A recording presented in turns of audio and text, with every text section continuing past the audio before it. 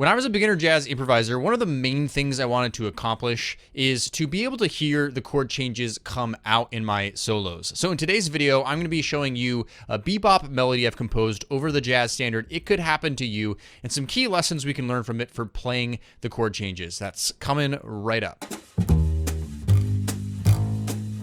What's up, Brent here from LearnJazzStandards.com, which is a blog, a podcast, and videos all geared towards helping you become a better jazz musician. Make sure you subscribe below, hit that bell notification button to never miss out on anything going on in this channel. So I want to show you this bebop melody that I composed over the jazz standard It Could Happen to You. We also call these contrafacts when you're taking an existing set of chord changes and adding a melody over top of this. And that's a great practice for learning how to solo by actually imagining a melody that you would want to play over a particular set of chord changes. So here's my bebop contrafact. Check it out.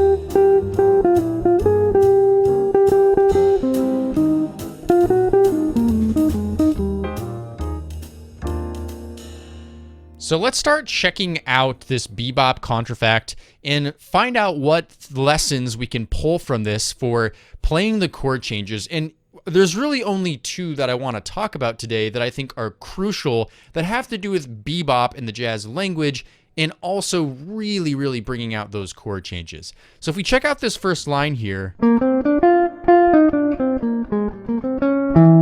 we end right here on this E natural. Now, this is landing on the and of 2, so it's not actually quite landing on the third beat where the C7 lands, but that's pretty typical in jazz language in general to have anticipations.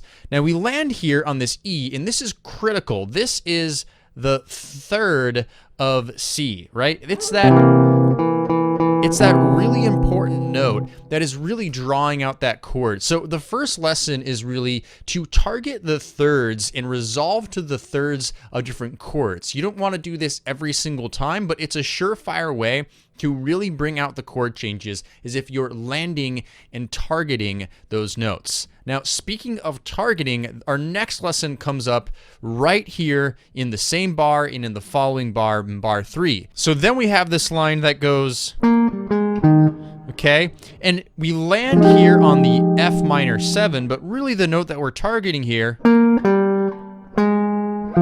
okay, we end there on the flat 7, which is also important. However, if you take a look at this, we start above, we go below, and then we arrive chromatically up to this A flat right here. And what is A flat in F minor 7? Well, A flat is the third. It's the flat third. Again, the third being really important. And this is also money here because that's the flat 7. We call those the guide tones, the thirds and sevenths of each chord. However, the main concept here is what we call enclosure. And we'll see that come up a few more examples here that I'll show you. But enclosure is simply when you're starting above, okay? Then you go below, and then you resolve either chromatically or by a whole step or diatonically to an important chord tone. So that's what we call enclosure. So now looking forward to bar 5, where the A minor 7 flat 5 and the D7 flat 9 is, we see another example of enclosure here. So it sounds like this.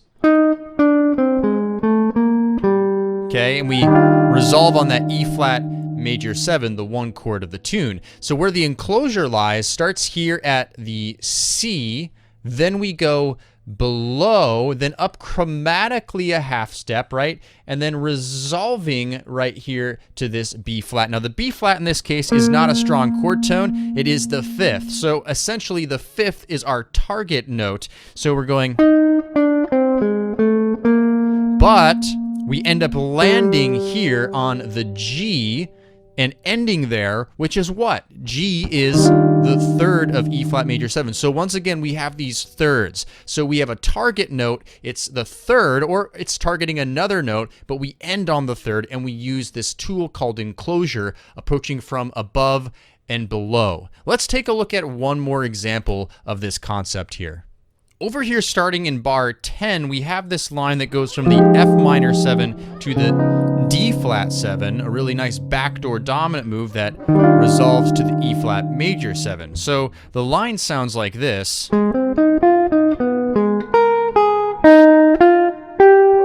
Right? And we're resolving here at this G natural right here. So where does the enclosure happen? And by the way, again, what is the G natural to E flat major 7? It is the third. So resolving to the third really brings out these chord tones here. So we have...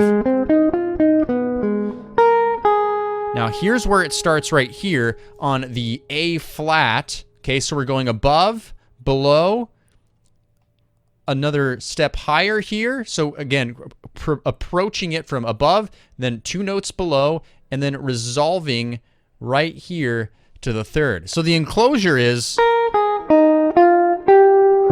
right? It's that great sound of just enclosing a target note together. Now there's more examples of enclosure in this etude, but I think you get the main idea here. Using the thirds of the chords to bring out those chord changes and targeting them with enclosures is a surefire way to be able to start playing chord changes and outlining them in your solos.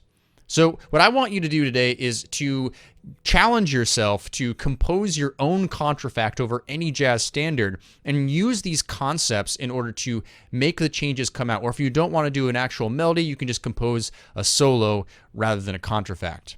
And by the way, this lesson comes straight out of my ebook and companion course, The Jazz Standards Playbook, where we do an in-depth study of 10 jazz standards. It Could Happen to You is one of them that we study, and we do talk about contrafacts as a tool to start building our improv chops. So if you want, go check that out at thejazzstandardsplaybook.com. All right, that's all for today's lesson. I really appreciate you checking this out. Here's a question I want you to answer in the comments below. What do you do in your jazz solos to make the chord changes come out? Please feel free to fill the comment section with all that. Thanks for watching the video. Make sure you smash that like button. Make sure you subscribe to the channel, and I'll see you in the next video.